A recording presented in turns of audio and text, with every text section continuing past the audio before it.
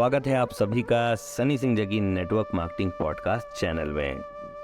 आज आपका Sunny Singh Jaggi network marketing podcast channel में पहला दिन है, तो इसलिए मित्रों, अगर आप चाहते हैं कि आप सभी को नेटवर्क मार्केटिंग इंडस्ट्री में बहुत ही कम समय में अपार सफलता मिले, तो कृपया करके मेरे पॉडकास्ट चैनल को ज़्यादा से ज़्यादा लाइक, कमेंट एंड शेयर करना बिल्कुल ना भूलें।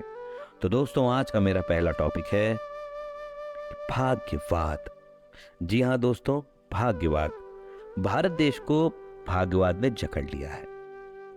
हम फ्रेंड्स अपनी हर असफलता के पीछे अपने भाग्य को दोष देते हैं, उसे हम अपने भाग्य विधाता की मेहरबानी समझते हैं। ऐसा करके हम अपनी कमजोरियों पर पर्दा डाल देते हैं, हम अपनी तैयारी की कमी को नजरअंदाज कर देते हैं। अगर मैं कहूँ तो हम अपने आप को छोटा समझने लगते हैं। जो भी हो रहा है भाग्य की वजह से हो रहा है, हमारी वजह से कुछ नहीं हो रहा है। इसी सोच ने यहाँ के मनुष्य को आलसी और निकम्मा बना दिया है। हम भूल जाते हैं कि हमारे भीतर असंख्य शक्तियां भरी पड़ी हैं। हमें फ्रेंड्स अपनी दृष्टि को ठीक करना होगा। जो प्रत्यक्ष है वो हमें दिखाई नहीं देता और अप्रत्यक्ष के पीछे पूरा जीवन दांव पर लगा देते हैं। जहाँ कोई संपन्न आदमी दिखाई दिया तो हम कह देते हैं या तो बहुत किस्मत वाला है। इसका मतलब ये हुआ कि भगवान ने सारे किस्मत वालों को अमेरिका भेज दिया है। हम यह नहीं देखते कि उसने उस संपन्नता के लिए किया क्या है। कब तक हम अपने आप को धोखा देते रहेंगे? कब तक हम अपनी कमियों से मुंह छिपाते रहेंगे? फ्रेंड्स, आज दुनिया में जितने भी लोग संपन्न हुए हैं, सब ने मेहनत की है। उन्होंने कभी किस्मत के आगे हार नहीं मानी है। कोई ऐसा नहीं है जिसे घर बैठे ही सफलता मिल गई हो। बैठे रहने से तो कुछ करना अच्छा है। नहीं मिलेगी सफलता, इससे बुरा तो कुछ नहीं होगा ना।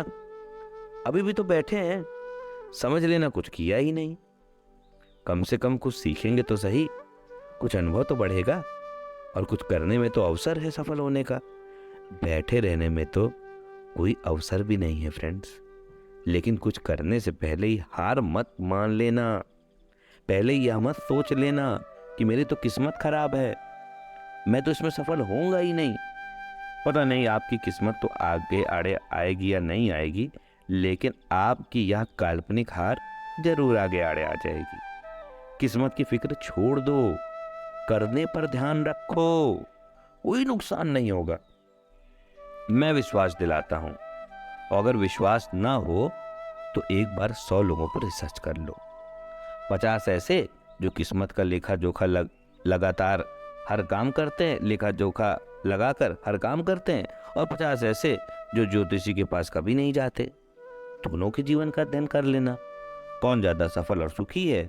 अगर बिना किस्मत का हिसाब लगाए काम करने वाले सभी दुखी हो और किस्मत का हिसाब लगाने वाले सुखी हो, तो जरूर आप भी किस्मत के लेखे जोखे के हिसाब से काम शुरू कर देना।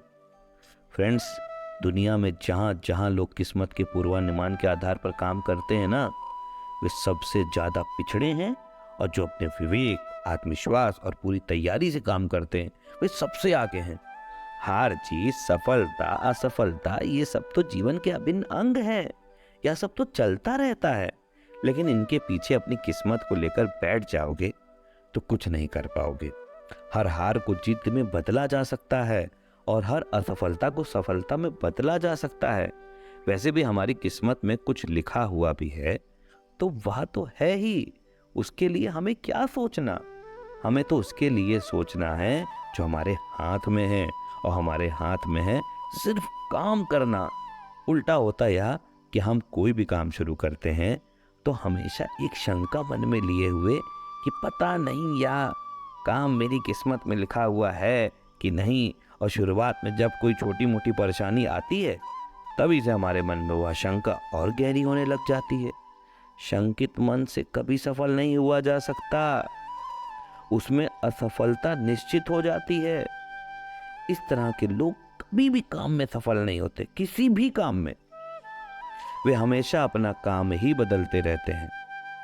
अगर भारत को दुनिया के नक्शे में ऊपर लाना है ना फ्रेंड्स, तो उसे भाग्यवाद की जंजीरों से मुक्त कराना होगा, उसे कर्म के सिद्धांत पर लाना होगा।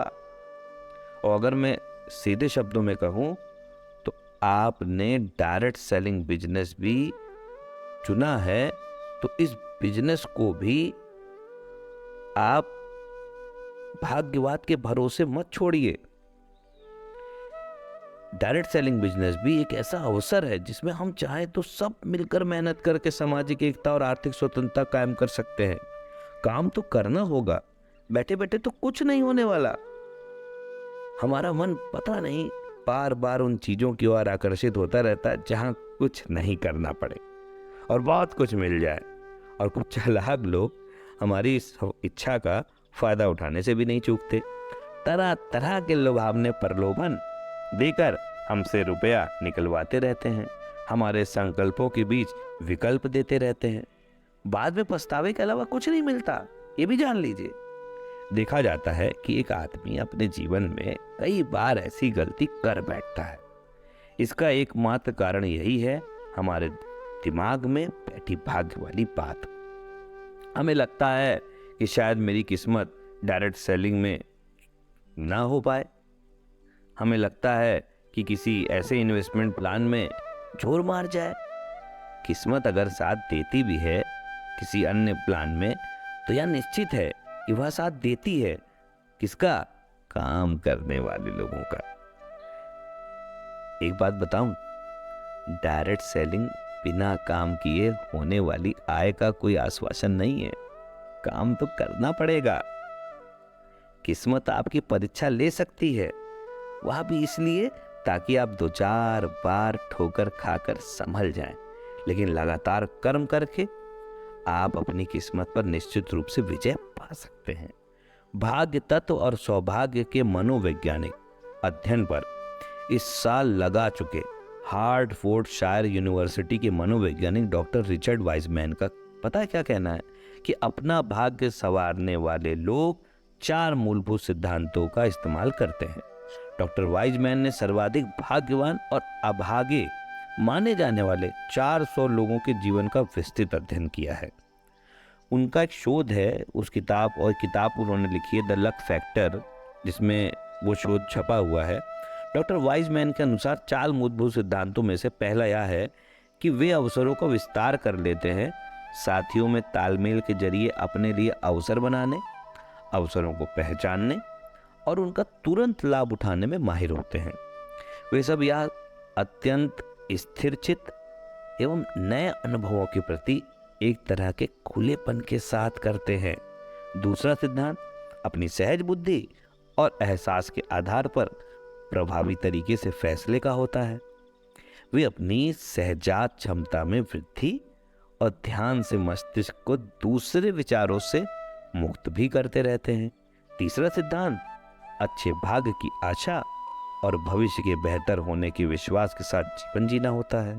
चौथे सिद्धांत की अगर मैं बात करूं तो चौथा सिद्धांत यह है कि वे विभिन्न मनोवैज्ञानिक तकनीकों का इस्तेमाल कर बुरे अनुभवों से निपटने और दुर्भाग्य को सौभाग्य में बदलने में उस्ताद होते हैं।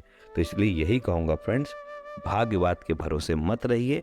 डायरेक्ट सेलिंग इंडस्ट्री काम करने वाले लोगों के लिए बनी है और अगर आपको डायरेक्ट सेलिंग इंडस्ट्री में सफल होना है तो काम तो करना पड़ेगा। नमस्कार।